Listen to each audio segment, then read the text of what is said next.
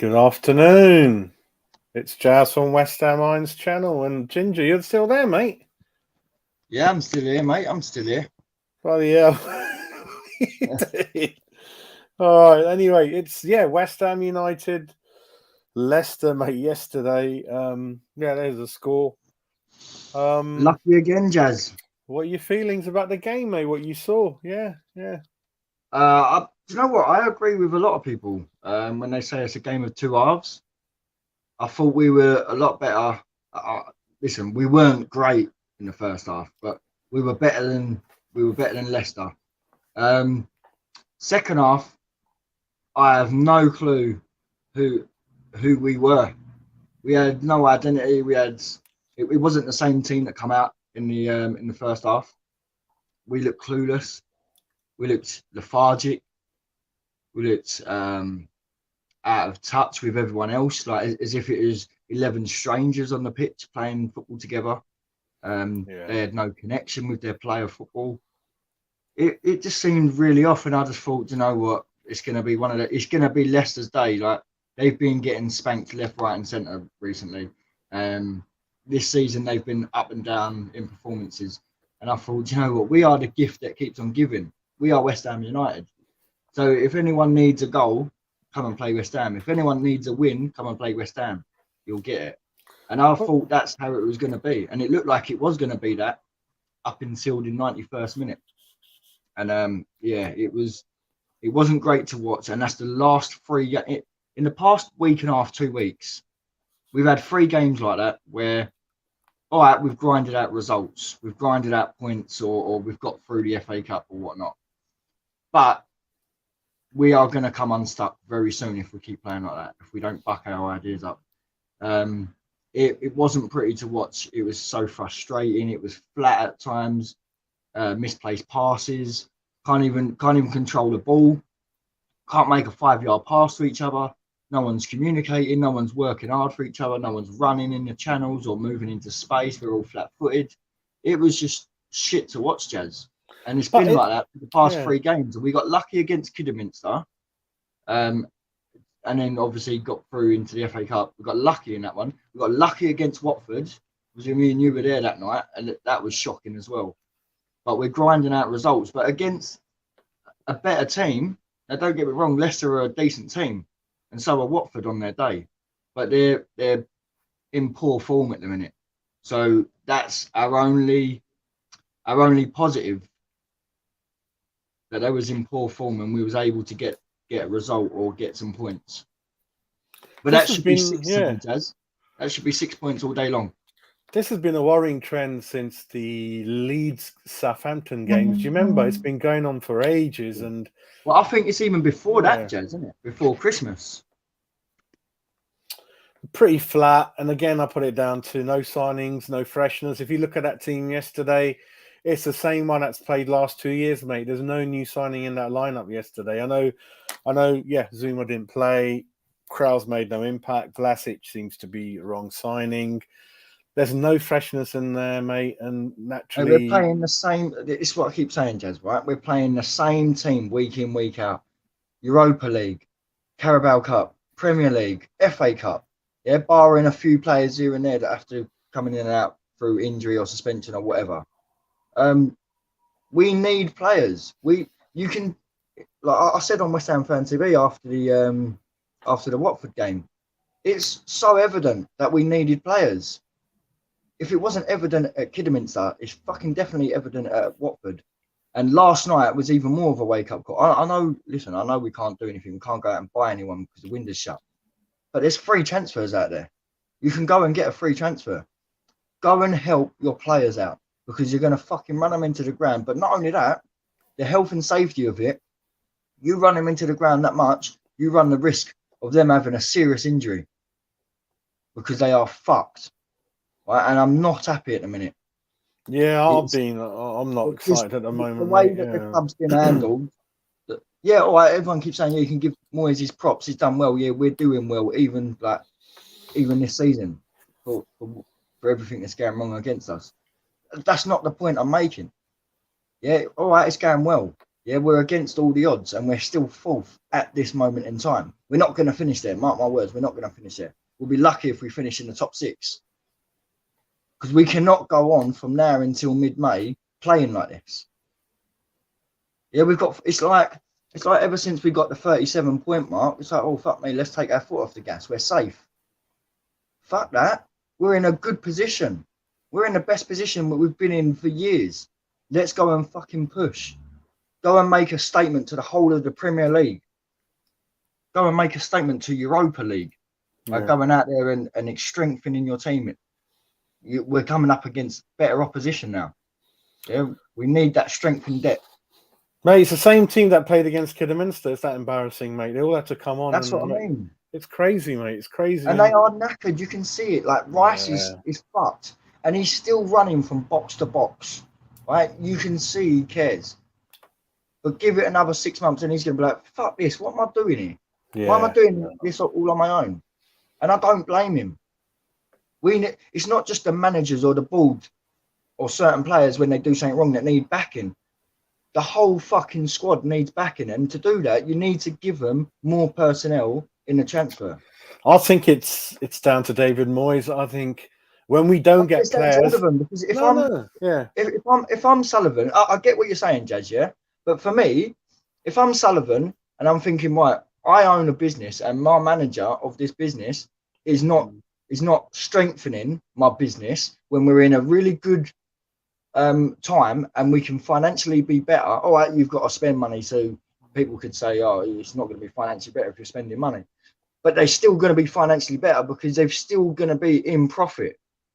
Your net spend is still going to be below zero because of the amount of shit you've got rid of in the past few years that we've not replaced or we've not spent for. You need to make it there. If I'm Sullivan and I'm seeing my manager's not making my business any better or what it could be, mate, I'm having a word. I'm putting my nose in. That's my business. Yeah, fucking do something about it. I think David. It's not just them either. It's the players that you're playing on the pitch. Look at them. They're fucked. Yeah. And we've not even got a full bench as it is. I think partly David is that it seems to me if we don't get the players, he doesn't jump up and down that much, which again doesn't put pressure on Sullivan to go and do something. He's like, if I miss out, David's not going to really say anything either. Yeah. I heard sirens like to duck. Yeah. Dagenham, innit? Dagenham, mate. Dagenham, mate. Dagenham, they're everywhere. I'm only joking. It's only a fire engine. But yeah, listen, mate, it was a below par Leicester team. We should have taken them to the cleaners. We got a good start, then sat back, and then they got a soft goal. We got a last-minute equaliser. Then they went 2-1 head before that. Listen, for me, Duke was okay. Creswell was average, including that their second goal. Cressy always gets outdone by defenders. He can't jump, he can't. But the thing is, he shouldn't be left to be dealt with that. We should be smarter in our defensive minds and think, right, you always keep looking as a defender or any sort of player. You always got to have your peripheral. You've always got to have spatial awareness. You got to keep checking your shoulder every couple of seconds when it's right to. Obviously, which Zuma does. I've been watching him. Zuma does that. Yeah. And I'm not going to blame Diop for that, even though he was the nearest person. I've seen someone say that's Diop's man. Because it comes from running around the back of Cresswell. So how the fuck can it be Diop's man? Don't try and single out Diop because he's been shit all season. I know how you feel with Diop. No, he's all right yesterday. He's all right. I thought he was fucking immense. Yeah. For considering him and Dawson were fucking quality together yesterday. Kafal's dog shit. It was our wing backs. It was our sorry, not wing backs because we weren't playing that formation. It was our full backs yesterday. Yeah. That was our problem.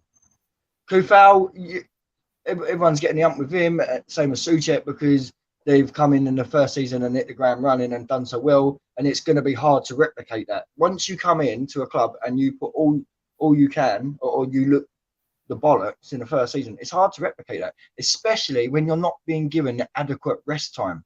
That's what people are forgetting about. West Ham fans, you need to realise, there's a bigger picture here. Yes, they're not performing as well as we'd like them to, as well as we've seen them in the past, but they are fucked.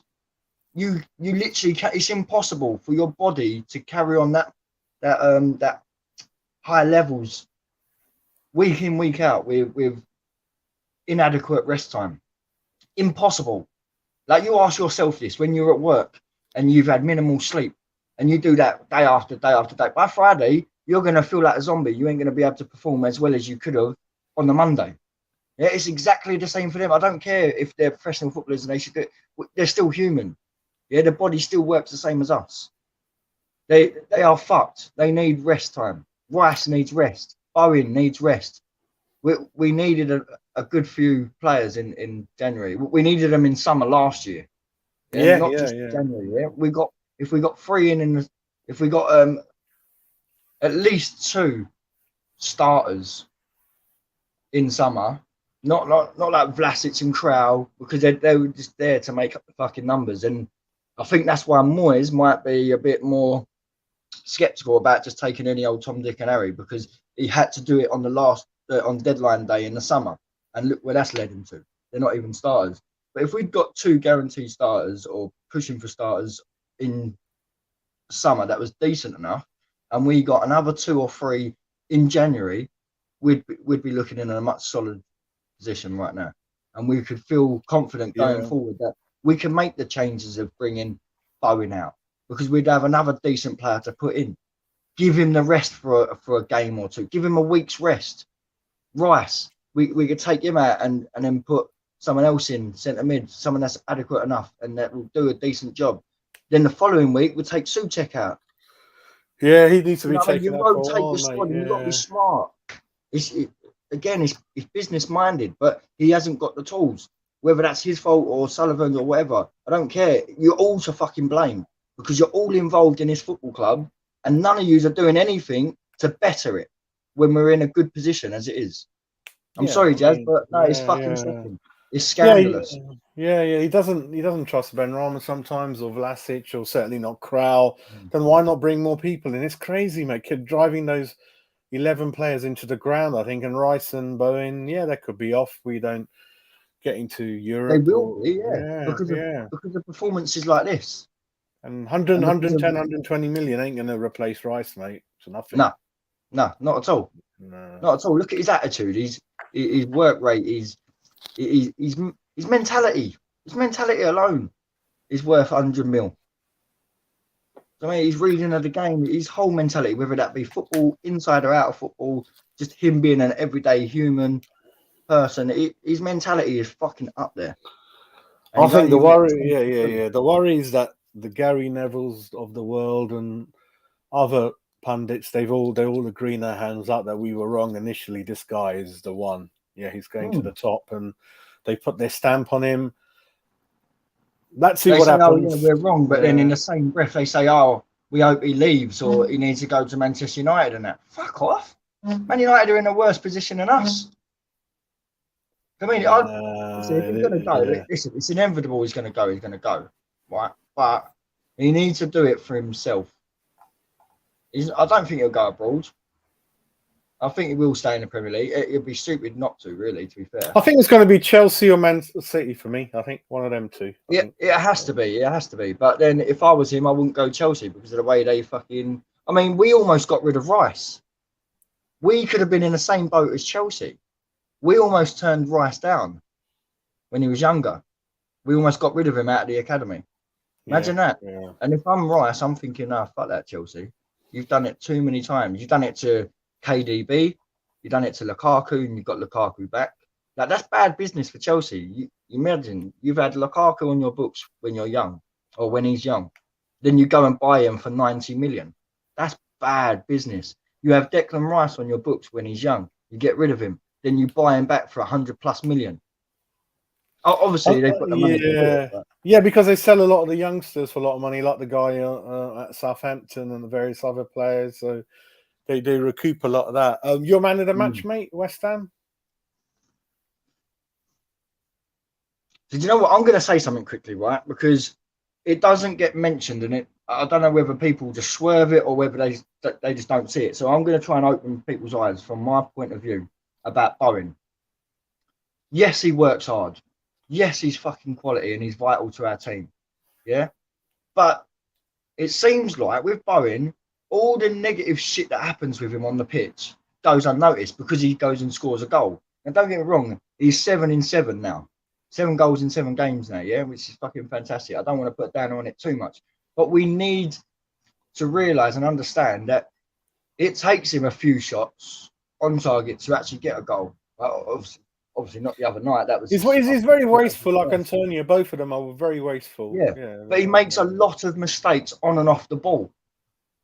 Right? And don't get me wrong, I'm not mugging him off, but because he's scoring or because he works his bollocks off, he sort of goes over people's heads. Yeah, but I want to bring it to attention that he looks clueless sometimes when he's misplacing a 5-yard pass. He's not thinking about where his next pass should be, and he ends up losing it, or he dilly-dallies with it, or there's so many things that he does that frustrates me during the game. And don't get me wrong, right? I know he can't be perfect all the time. I know every ball that he has at his feet, he can't do the right thing. We're human. We're going to get things wrong. Everyone does. The best players in the world do. Ronaldo, Messi have got things wrong before. Ronaldo missed a penalty the other week or the other day. Scuffed it wide. So I'm not asking him to be perfect every week, right? But what I'm saying is he could be a lot better, and he could get himself a lot more goals and a lot more assists, or do a lot more positive things if he actually executed them properly. If he actually sat there properly and thought about what he's doing. Some of the passes he tries, and it's like you're not even on the same wavelength. You're not even concentrating on the other player or whatnot. And it just needs to be brought to attention. Like, listen, I don't want to put a bad flame on Bowen because he's literally been on fire.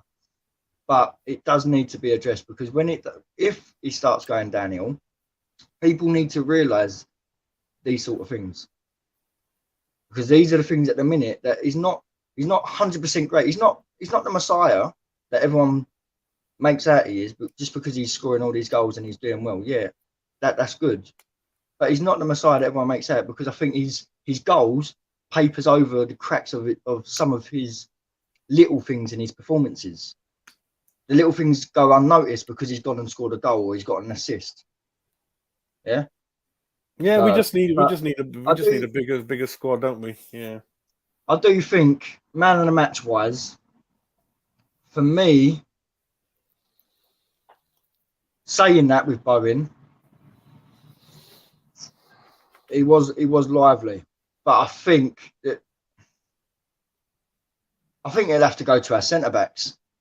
I'm not sure which one, because they were both quality.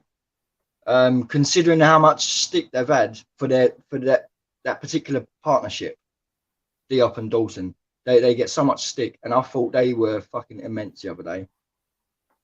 I thought they were so good. As I say, I'm not going to say which one. I think both of them deserve it. That's a fair shout. You can say, oh, they've conceded 2 goals, right? But 2 of those goals, one of them was a penalty from Cresswell, who's on the left. The other goal is coming from a fullback position as well. So actually, it's Cresswell again, isn't it? and Soufal was getting roasted. Oh yeah. I mean, it was a bizarre. Yeah. It was a bizarre fucking. I'm glad that Moyes has got balls to change it up, because it didn't look like he had balls last year to change it up when things were going wrong. I thought Fredericks was a weird one. I thought we would have brought in Ben Johnson. Yeah, Fredericks was crap. Yeah. But maybe because he's got extra pace and he's probably got a little bit more weight about him than Johnson. But we just know what Fredericks is about, and that's why we're too quick to get on each other's backs about players or get on players' backs. Let's just get behind the team from now until the end of May or until mid-May. See what happens. Fucking no more negative shit between our fan base. Let's just get behind each other. Get behind our players. Get behind our manager, and just fucking turn up every week and show your support from the first. Let's just try and fucking get them going, because if they're not going to get themselves going, we might be able to get them going. Yeah, let's all stand united, get behind them, and try and give them one last push. Who's the worst man in the match for you then? Antonio, probably, isn't it? I didn't even know. No, I didn't notice him. I didn't notice him. I Him or thought, Souček, I thought Soufal yeah, he probably. was. Yeah. That was probably one of his worst games I've seen him play. It's been happening for a while, isn't it? A few games going back, 5-6 games. Yeah. Antonio, we know hasn't got the movement. He likes coming a little bit shorter and having the ball to him. He's not a player that runs in behind. So we can't play like that, and we can't expect to play like that with him because we know it just does not work. So we need to be more smart. We need to be more vigilant about our players. I think they need to go on a team bonding exercise and learn about each individual and what they like and what they dislike and what their preferences, what are their positives, what are their negatives, and what do they like on the pitch, because that will all help. Antonio can sit there like an AA meeting where one of them's in the middle and then all of them are in a circle around the outside. Do you know what I mean? I think we're just carrying for players in the team every game. We need to change them around. 100% more than that, right. If you look at it with the subs as well, because you can't bring them on. Yeah. So I think Souček needs a bit of a break. Fornals was up and down. Antonio non-existent. Kufal crap. Creswell average. So there's 5-6 already. That's why you can sort of give Creswell a pass because he gets involved with the attacks and he has to defend every game. And he's one player that's involved in the attacks that tries to make something happen, that pushes up and gives another option. And he's our ball in the box man. So listen, he's been good this season, Creswell, and we missed him when he was out. So I'm not going to be too harsh on him, but he just needs to be more vigilant, and it's a lack of concentration. I just think defensive-wise, I think our fullbacks are crap, mate. If the centre-backs don't cut it out, we've got no chance of the fullbacks clearing anything. They don't do anything, mate. Well, the thing is, with the centre-backs that played yesterday, with no disrespect to them, even though they played their socks off, I don't think they would have been able. They've just not got it in them to get round and cover, because then once they go and cover, you're going to leave a big hole in the middle. No, I'm saying if the cross goes past the centre backs, there's no way Kufal or Creswell are going to clear it for me at the back. Oh, right, yeah. No, do you know what? Kufal have a bit of Creswell's a little bit smaller and he's a little bit more lightweight. Yeah, and he doesn't really deal with that because he's never really been in a position where he has to deal with that. Not like a centre mid or a centre back or a centre forward would, because they're always involved in set pieces and headers and whatnot. But Cresswell, not as much as those, but it's still not an excuse. But you should still be on your toes, not flat-footed, because the moment you're flat-footed and the other team, the opposition, are on their toes, they've got 2 yards ahead of you already. This is what I always say to my boys when we're playing football: always stay on your toes and on the half turn, because you'll give yourself half a yard. If you allow someone to run onto you and you're flat-footed, no chance. No chance. We're gonna have to wrap it up now. What do you think we'll finish at the moment, the way things are going? Do you know what? Even though we're playing bad, we're grinding out results and we're grinding out points, which isn't a bad thing. West Ham of old would probably be sitting about 10th, 13th by now because of those things. But against a bigger team, a better team, we're just going to crumble and we'll end up conceding 4 or 5 in a game. Do you know what I mean? If we can keep this up and we can find a bit of momentum, a bit of positivity around the club, around the first team, play for each other, work hard for each other, and somehow get our fitness levels right, I think we can. I think we will and we can finish in the top 6. But at the minute, I'm still saying outside of the top 7 because I can just see us going on a bad decline. I'm pretty down. I don't know, mate. I think 7th. I don't know. It could be lower.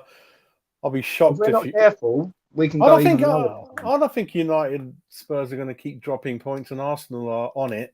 They beat Wolves. Spurs kept saying, "Oh, we got 3-4 games in hand." Well, you've just lost 2 of them.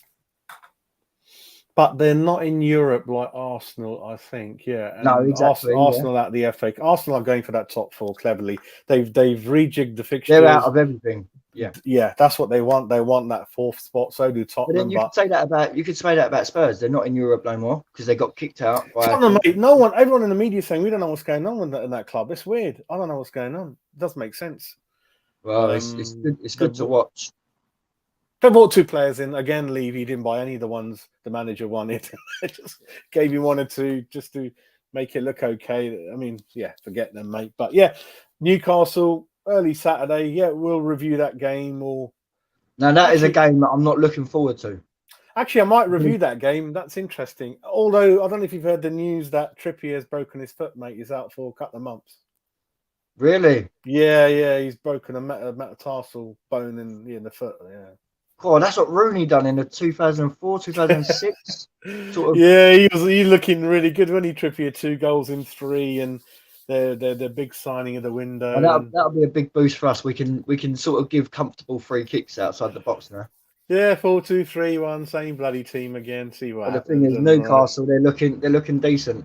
They've got 3 wins or whatever it is now in a row, and they've got a bit of momentum behind them. They've got a bit of confidence behind them as a whole club. The fans are behind them again. They're feeling lively. They're out of the bottom 3 now, so they've got everything going for them at the minute. It's not a good time to play someone like Newcastle because other than this year, we've lost to them. I'm pretty sure. We'll see. Last season we lost. Yeah. Last season we lost on the first game of the season, didn't we? 3-0 or something away. Yeah. Then we done them. Was it 4-1? I was there. I think 4-2, something like that. 4-1, 4-2. I think St James's Park. At the end of the season. Yeah. This is the first game of the season. Do you remember? St James's Park. Yeah. This season is the first one we haven't lost to them so far in the last couple. Well, good news is that Callum Wilson can't play. He's out for a few months. I believe John Joe Shelby can't play because he's got his 5th yellow card, so he's on a suspension. Good, yeah, he loves playing against us. Wood loves playing against West Ham. He's a West Ham boy, isn't he? He's from Harold Hill. Yeah. Harold Wood, whatever. Let's see if hopefully Wood can carry on scoring against us. Wood, no, don't say that, Jazz, because he hasn't scored yet. And he's fucking due a goal. Dawson backs onto him. Like I said earlier, we're the gift that keeps on giving. If you need a goal, someone hasn't got a goal, or you've got a brand new striker that's yet to get their first goal, roll on West Ham. Now, you might want to put a bet on that now, Jazz, because I think you've jinxed it. Chris Wood to score on Saturday. Yeah, we'll see. Anyway, we have to close off. I've got so many more people to get through today. But yeah, thanks for coming on, mate. We'll catch up during the week with some more fun and games. And come on, West Ham, wake up. Come on, get that spot. Nice one. And don't forget, people, we've got the 3rd and final part of the Hammer history. It's gone out already, yeah. It's out already, yeah. If you haven't watched any of them, go over to the West Ham Irons channel, look for the Hammer history. Obviously, go from start to finish. Part 1. It's a great watch. It's got some great knowledge from some great people in there. Yeah, I've heard there's a great person called Ginger Andy Carroll in it. I don't know if you've heard of him. He's in there. I don't know who he is, mate. Some little Dagman. But listen, as soon as one idea, a reasonably good idea closes, I've got another few. So hopefully share that with all you guys soon. So I'm already working on the next exciting project. So yeah, keep watching. Thanks you, Ginger Andy Carroll. Hope you have a great day and we'll catch up in the coming days, mate. Take care. Yeah, just quickly. Yeah. What did anyone watch the Super Bowl? I don't know if anyone's in. I think Steve, who helped us on the Hammer history, his team won. He's very happy. Barry's team lost. He's very unhappy. So yeah, mate, good for you of us watching I was talking to Arsenal fans, right? And obviously the Rams, the LA Rams, is owned or was owned by Stan Kroenke. Yeah. Yeah. So he was majority shareholder, but he's not anymore. And I'm pretty sure he did own a Major League Baseball team as well. He owns a couple of big sports franchises in America, and he owned the Rams. And obviously, he puts all of his money that he gets from Arsenal into the Rams. And you've got Arsenal fans sitting there going, "Oh, yeah, we want the Rams to win." Why? Because they're associated with Arsenal because of Kroenke. But Kroenke's a cunt. You've been saying this for years. So why do you want his franchise to win when all your money from your football club doesn't get spent back on your football club? It gets spent on the Rams, and you want them to win. That's backwards. But I think I was only there for the halftime show anyway, man. My guys, fucking Dr. Dre, Snoop Dogg, Eminem. Eminem brung out as a guest appearance, surprise 50 Cent. Yeah, man, I was well in my element. I was like a kid in a sweet shop. Good. I went to sleep after that. As soon as the halftime Super Bowl, I went to sleep. So I don't care about the game. If it was New England Patriots, I would have sat there and watched it because that's my team. Only because it's got England in it. Yeah, we'll see how it goes, mate. But anyway, yeah, thanks for watching and thanks for joining in, everyone. Take care, and we'll catch up soon with some more one-to-one interviews today. Cheers, mate. Lovely. Cheers, Jess.